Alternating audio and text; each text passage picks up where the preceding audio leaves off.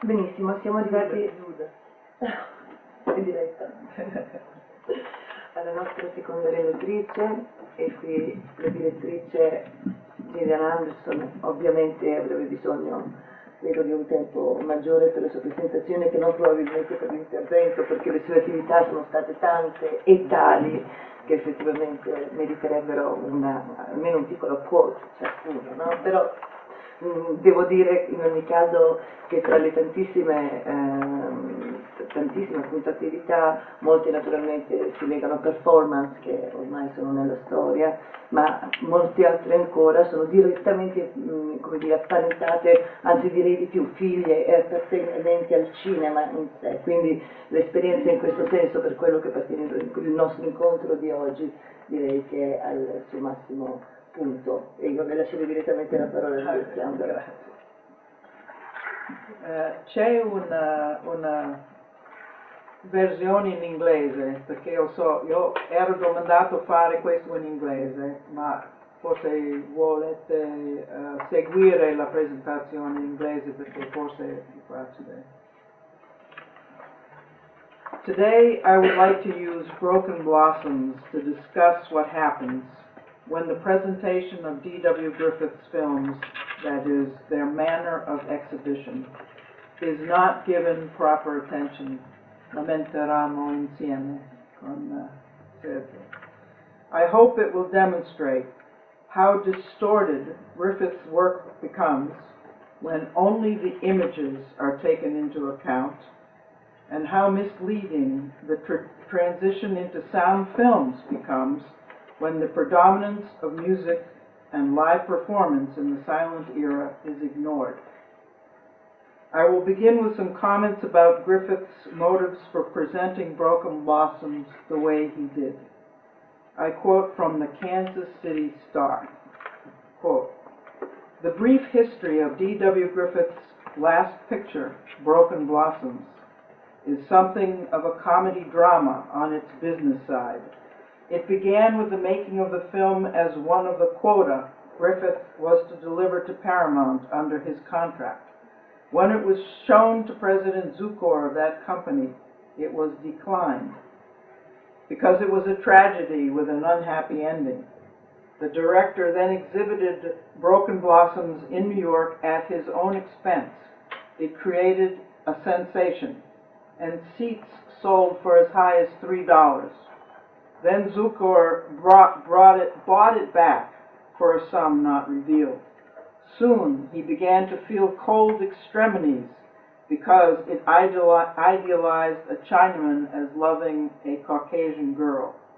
The Big Four, or United Artists Association, of which Griffith is a member, needed a picture to put out while waiting for Chaplin and Mary Pickford to come through.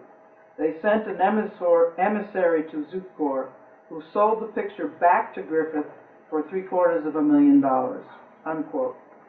According to this account, Griffith paid for the premiere in New York himself in order to demonstrate what a success the film could be. Having established its success in New York, exhibition of Broken Blossoms around the country was guaranteed. But the Kansas City Star's account needs to be understood within the context of the other films Griffith was trying to market along with Broken Blossoms. The success of Intolerance had been limited by World War I. In an attempt to exploit it further, Griffith cut 2 smaller pictures from it and proposed to introduce them during a summer season of repertory that would include The Birth of a Nation, Hearts of the World, Broken Blossoms, and the 2 films from Intolerance, The Fall of Babylon and The Mother and the Law. Originally, the repertory season was going to begin with The Fall of Babylon, but perhaps sensing its potential, Griffith opened the season with Broken Blossoms instead. In fact, its huge success necessitated the postponement of many of the subsequent films, and the repertory season ended up including only Broken Blossoms and the 2 Intolerance cutouts. Tying all these films together, aside from the fact that they were all by Griffith, was their manner of presentation. Some of the advance publicity claimed that there would be, quote, motion pictures and diversions of the speaking stage, unquote. Other ads claimed, quote, the Griffith Players, in a repertory of motion picture productions and diversions of the speaking stage, is the novel attraction announced. The idea of the entertainment is original with D.W. Griffith and has already proved very successful in New York. There also will be prologues, pantomimes, and other distinctive forms of entertainment of the spoken stage, accompanied by an orchestra, unquote. In response to the question from a journalist, quote, in introducing the prologue with real actors on the stage, as a preface to your new motion picture, Broken Blossoms, have you not created an innovation, unquote? Griffith replied, quote, I think so. Already in some minor instances, the motion picture has been used to enhance effects in plays. But I think that in Broken Blossoms, my thematic overture is, perhaps, the beginning of the first real wedding of what has been called the voiceless art to the spoken drama, unquote. He concluded by saying, quote, it may be that some of the wizards of electricity may create a device by which the human voice, through the phonograph or some such invention, may be made to synchronize harmoniously and perfectly with the pulse beats of the motion picture camera. In some such device, there lies tremendous possibilities for realism. But for myself, I seem to see, through a glass darkly, that there is to come in the future, and not so far away, a perfect wedding or welding of the two arts, of the spoken and the voiceless drama. The man who accomplishes this successfully will have added immensely to the sum of human enjoyment, and it would be the height of my ambition to realize the ideal, unquote. Clearly, for this presentation of Broken Blossoms in May 1919, Griffith already had the talking picture technology that he was to use 2 years later in Green Street in mind. However, at this point, to realize his ideal of wedding the silent and spoken dramas, he had to use live actors. For Broken Blossoms, the dramatic prologue, essentially a voiceless pantomime, was accepted with enthusiasm by the critics, whereas for The Fall of Babylon, the constant interruption of the Babylonian sequences by live actors, a snake charmer, and dancing chorus girls was decidedly not a critical success. The point to emphasize, however, is that Griffith regarded the whole presentation as being innovative because it wedded live actors with the mechanized images of actors. Thus, from the point of view of his motivation, just studying the filmed images is obviously insufficient. Moreover, Griffith's efforts with all his feature films needs to be seen in the context of his efforts to ennoble the art of the motion picture in the United States. As in Europe, he used orchestral music to attain this end, but he went way further. Consider the following account of the premiere of Broken Blossoms. Quote, at George M. Cohan's Theater, Tuesday evening, May 13th, D.W. Griffith set up another milestone on the moving pictures road to full recognition as an art second to none. He also established something new in the commercial standing of the screen by opening a repertory season during which 3 pictures will be shown in succession, each one affording a complete bill. Broken Blossoms inaugurated the season. The showing was attended by representatives of the social and artistic life of the city and by nearly every prominent moving picture star, director, and producer in the metropolis. Hundreds of the general public were turned away. Inside the theater, the spectator was greeted with a Chinese atmosphere in the decorations and the costumes of the ushers. The first note of the music, composed by Louis Gottschalk and D.W. Griffith, struck the same atmospheric theme, and during the entire production kept to a high order of merit.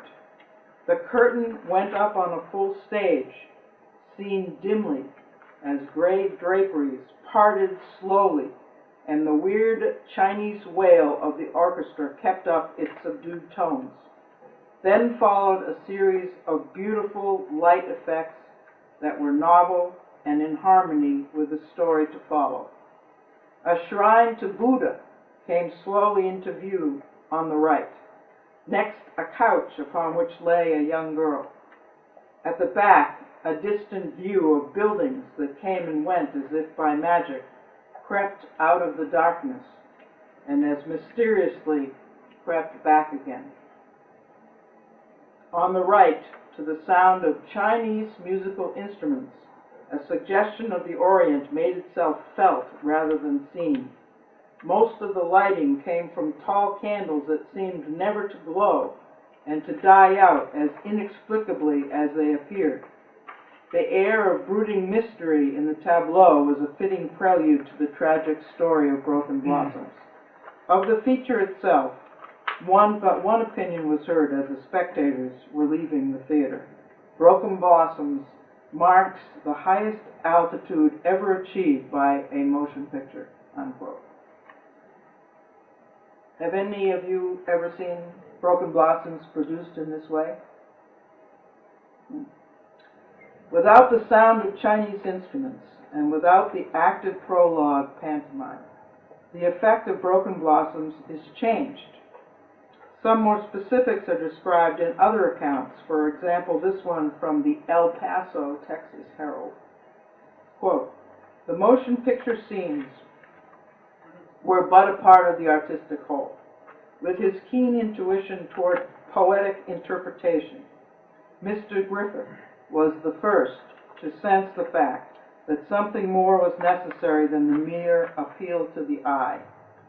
Then, to crown all, he summoned music to his aid, and through the medium of the Russian balalaika, Chinese musicians, and a symphonic orchestra, he has brought to the fulfillment of his entertainment rapt harmonies and marvelous melodies that speak with the voice of all ages. Here was an entertainment with all the poignancy of the spoken drama, all of the subtlety of pantomime, all of the charm and mystery of opera, clothed in a dignity that makes certain its lasting place in the domain of art," unquote. In the publicity for Broken Blossoms, 4 orchestras were advertised. A string quartet or string orchestra and Chinese orchestra were on the stage. The balalaika orchestra was hidden in the wings, and the regular Western orchestra was in the pit. During the prologue, the pit and Chinese orchestras alternated. Clearly, if one orchestra could ennoble the cinema, 4, one from China and one from Russia, would ennoble it even more. Other accounts bring even more details to light. Quote, "A Chinese orchestra created quite an impression during the prologue when the Chink is shown kneeling beside the bier of the girl, while the stringed instruments, flute and gongs, told the passing of a soul in the Chinese custom on a darkened stage," unquote. Quote, "On the stage during the display of Broken Blossoms, there is a complete Chinese orchestra. There is the qin, a Chinese stringed instrument, which the Chinese think has the power to restrain evil passions and soothe the spirit. There is the goto, with from 25 to 50 strings that are beaten with bamboo wands. There is the sanheng, a 25-string guitar covered with shankskin and tuned to the 5th interval. There is the shuti, an embryo clarinet. And there is the Tei Ching, a musical stone. And above all, there are the Chinese drums. His Chinese orchestra, so important in creating the correct atmosphere for this picture, is only one of 4 orchestras that play during the performance original compositions by Mr. Griffith himself and by Louis F. Gottschalk, unquote. Quote, there is no question regarding the suitability of the music for Broken Blossoms and its perfect synchrony. Smoothness prevails throughout, and the atmosphere is maintained. The accompaniment grades up to the climax and diminishes again until the last scene, when the fortissimo of the brass section portrays the wrath of the gods. The picture proper is preceded by a prologue showing a bier raised high, upon which the heroine lays in death. Weird lightning throws its shafts of blue and yellow into the misty blackness round about, while the orchestra alternates with the stage band in producing shivery Chinese music. It is beautifully effective in preparing the atmosphere of the picture which follows. The picture opens in China, and the orchestra plays a Japanese reverie and The Lady Picking Mulberries, two very typical selections, unquote.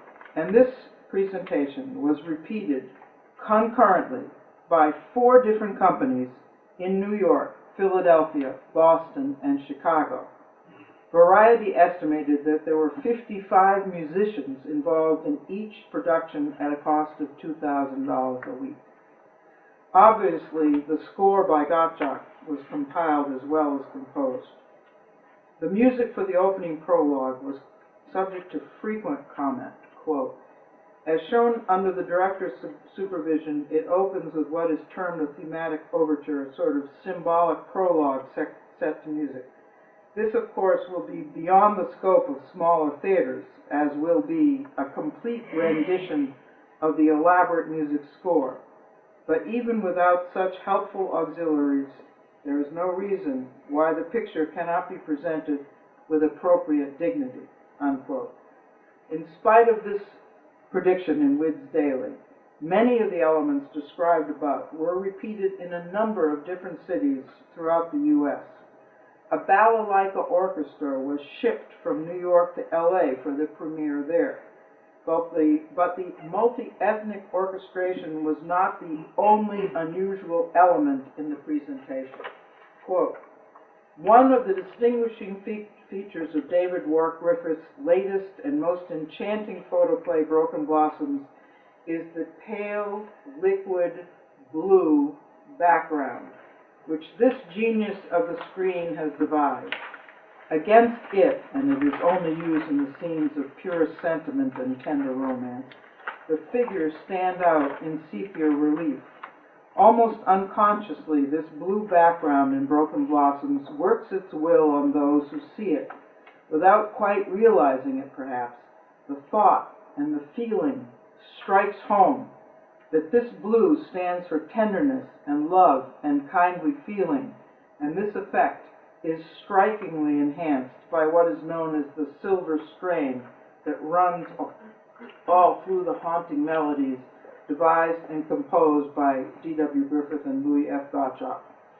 The music and the color go hand in hand to bring out the inner meaning of this romantic and touching picture, the ultimate goal of which is to force home the pity of cruelty and the wonder of love, and to teach, without preaching, the beauties of human kindness and brotherly love, which, while we regard them as distinctly Christian traits, were held in all their value hundreds of years before the Christian era, unquote. The color and light effects were noted constantly in the reviews, but the blue was not due to tinted film stock. It was a filtered light thrown either from the wings or the projection booth. Quote, not content with driving his lens to a record of unexampled recording, Mr. Griffith has added a revolutionary color touch by the use of a Chinese blue thrown not by the projector or out of the film, but independently from the projection booth. This is not a tint. It does not give the impression of colored film. It has a dramatic value which can only be compared to the vital, living blue of the incomparable scene painter Urban, unquote. quote, "This magnificent screen tragedy is something so out of the ordinary, it is so different from the general run of photoplays as to seem not a motion picture at all, but something new that has never been seen before," unquote. Quote, "And the photography is marvelously beautiful, with a number of new touches, notably the color, which is used almost as the motif in an opera to lead to the unfoldment of the story," unquote. The red referred to in the next quotes may also have come from the illumination, not from the tinted film stock. Quote, "The color tinting which Mr. Griffith has used to flash across the screen helps immensely in getting the desired emotion across. At the moment of the brute's anger, a dull crimson glow floods the screen. We feel hatred, anger, and vengeance in the very atmosphere," unquote. And then the next quote, "A treaty port in China steals slowly through a shimmering curtain of blue, and the first scene of the picture transports the spectator to the Orient. The Limehouse slums, contrast at once startling and repellent, ushered in through a curtain of sinister hue, a dull red that is in keeping with the reek and gloom of the region, is found in the next location of the story," unquote. The interaction between the color and music for emotional effect was also constantly noted.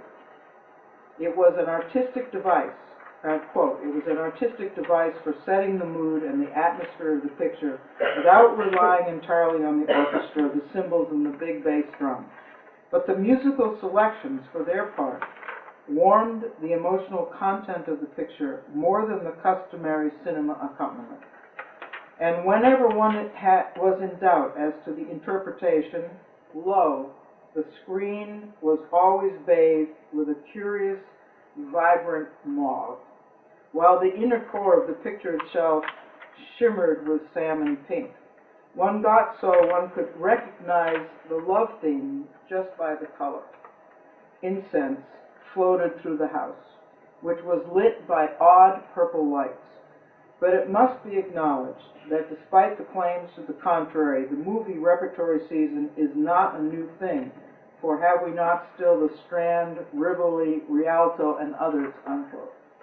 All these sound and colors effects were so prominent that it caused one reader to say, quote, "She would like to see Broken Blossoms in a plain theater with ordinary music and without any special lighting effects and colored scenes. She says that a great deal of this beautiful play is due to camouflage and stage effects," unquote. If this reader was correct in thinking that the special music, the lighting, and color effects created the overwhelmingly positive response to Broken Blossoms, and I think she was, then one has to admit that the current tendency to present this film and many other Griffith movies, minus all the elements of his presentations, is to castrate them, and from a historical perspective, to distort the record. In 1924, Griffith made a prediction about what the moving picture would be like in 2024. He had his own experiment with talking pictures, Green Street, behind him at that point, and perhaps a certain investment in the status quo. However, his commitment to music is utterly clear. Quote, "I am quite positive that when a century has passed, all thought of our so-called speaking pictures will have been abandoned. This is true because the very nature of the films foregoes not only the necessity for, but the propriety of the spoken voice. Music, fine music, will always be the voice of the silent drama. 100 years from now, there will be three principal figures in the production of a picture play. The author first, the director and music composer occupying an identical position in importance." Now he's saying this in 1924. "Music, as I see it, within that 100 years will be applied to the visualization of the human being's imagination. And as in your imagination, Those unseen voices are always perfect and sweet, or else magnificent and thrilling. You will find them registering upon the mind of the picture patron in terms of lovely music, precisely what the author has intended to be registered there. There is no voice in the world like the voice of music. To me, those images on the screen must always be silent. Anything else would work at cross purposes with the real object of this new medium of expression. The average person would much prefer to see his pictures and let the voice which speaks to him be the voice of music, one of the most perfect of all the arts.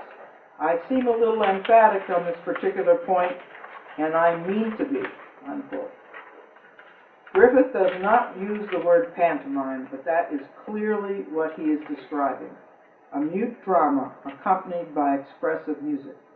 Today, the Gottschalk score is used to accompany Broken Blossoms, but it is stripped of its very particular orchestration and lighting. As such, it is merely a screening, not the powerful theatrical event that Griffith so carefully created and orchestrated. Without its acted prologue, the representation of an as yet unattained ideal of a wedding between silent and spoken drama disappears. In contrast, Griffith's comments of 1924 show that he has given up on that ideal after his experiment with Green Street. He has returned to the ideal of pantomime, to the wedding between image and music. Was he the only one to make the pilgrimage to the talking film only to retreat to music?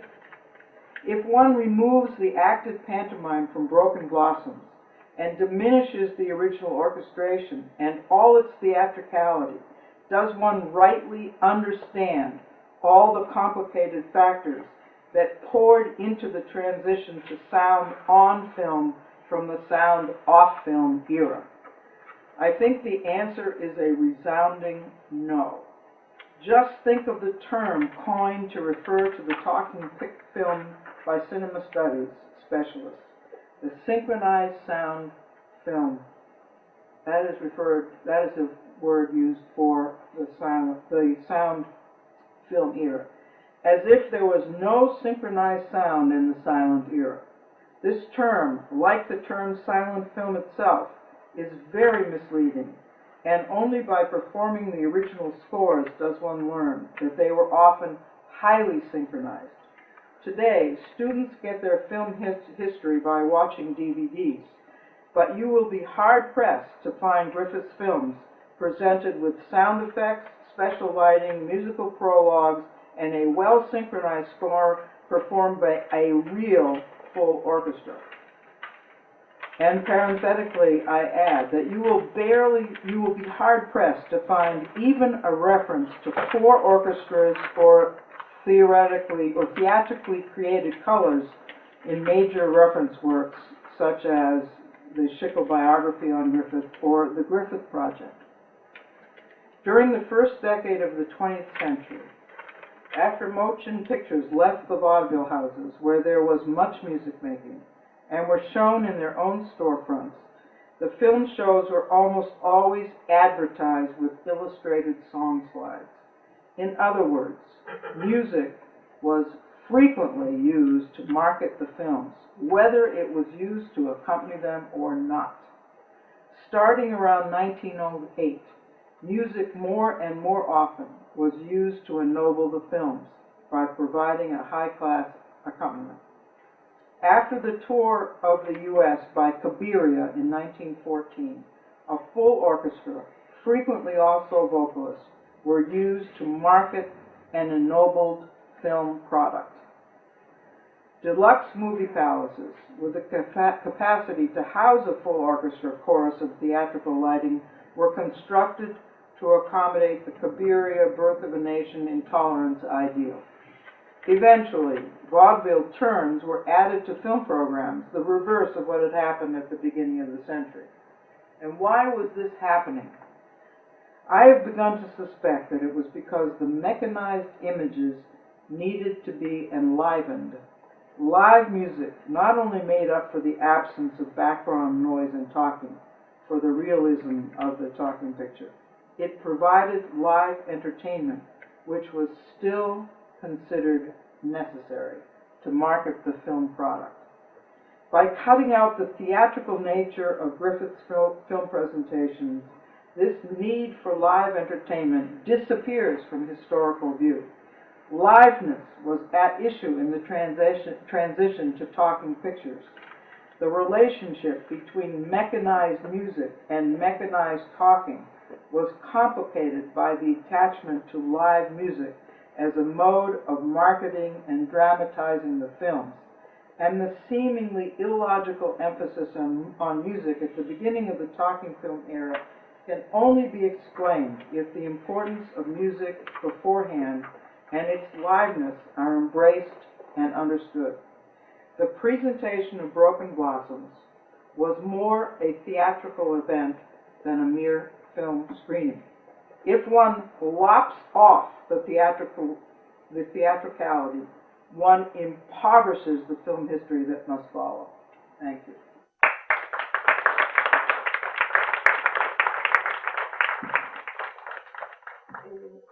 Davvero molto interessati, tra l'altro personalmente quando mi occupo di cinema asiatico, nello specifico, questa cosa mi ha stimolato moltissimi link interessanti, e tra l'altro l'idea che negli ultimi 20 anni proprio il cinema asiatico recupera proprio quell'uso del suono e della monocromia virata, il blu, il famoso blu con la stessa valenza, per cui trovo che sia davvero una parabola perfetta in questo senso. Grazie mille, allora noi per le domande comunque ci risentiremo, davvero molto, molto interessante, grazie.